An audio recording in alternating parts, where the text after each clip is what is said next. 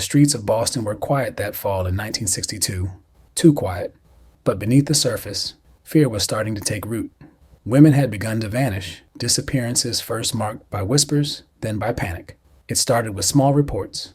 A woman found dead in her apartment, her body twisted in an unnatural pose. Then it happened again, and again. Soon, it was no longer whispers.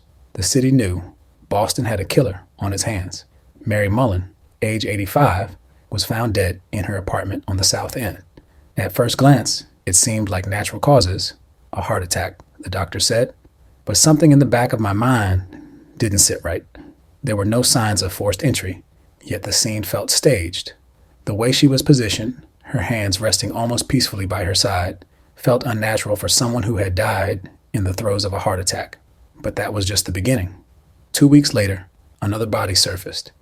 This time it was 55-year-old Nina Nichols. She had been strangled with a pair of her own stockings, left splayed on her bed in a grotesque display. Her apartment, much like Mary Mullen's, showed no sign of forced entry.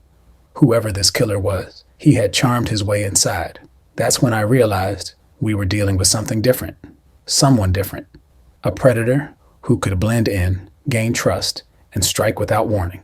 The papers had already dubbed him the Boston Strangler, but to me, he was still a shadow. A shadow that moved through the city, killing at will, leaving behind nothing but fear and confusion. Each case was worse than the last.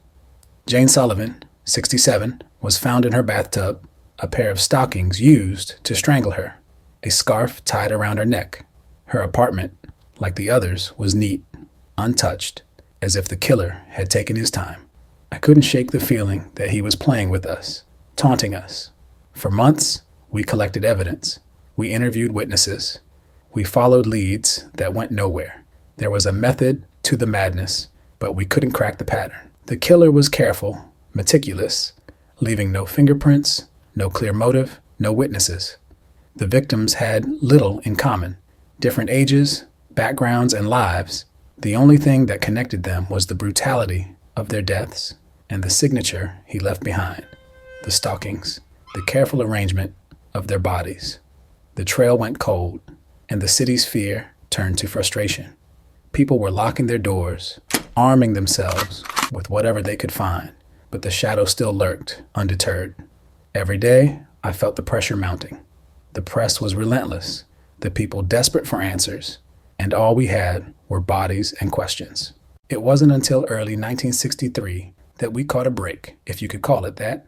A woman named Sophie Clark, just 20 years old, was found dead in her apartment. Unlike the others, Sophie was young, vibrant. Her murder didn't fit the typical profile, and yet it bore the same grim signature. Stockings, strangulation, no sign of forced entry. I was desperate for a lead, any lead. Then, one night, I found myself in front of a stack of case files from another division. It was a long shot, but something about the description of a certain suspect caught my eye. A man named Albert DeSalvo, who had been arrested for breaking and entering.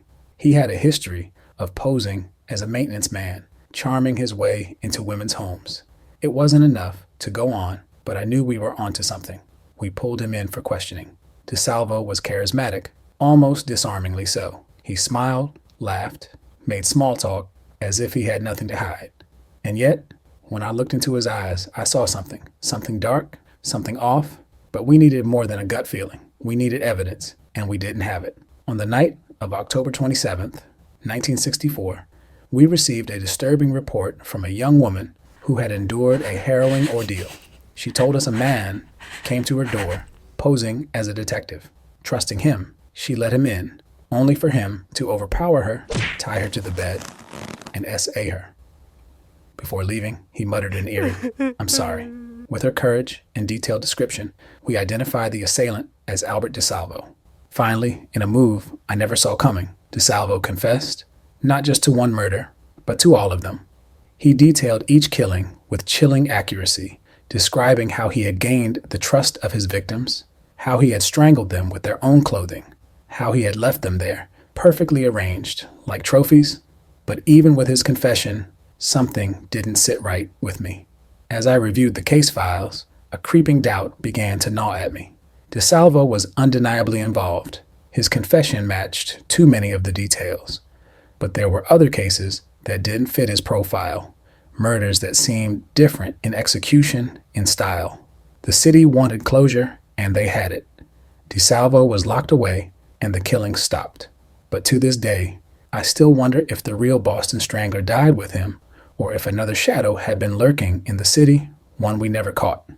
Women whose lives were cut short, whose final moments were filled with terror. The case haunted me then, and it haunts me still. We caught the man we thought was responsible, but the truth may forever remain tangled in the shadows of Boston.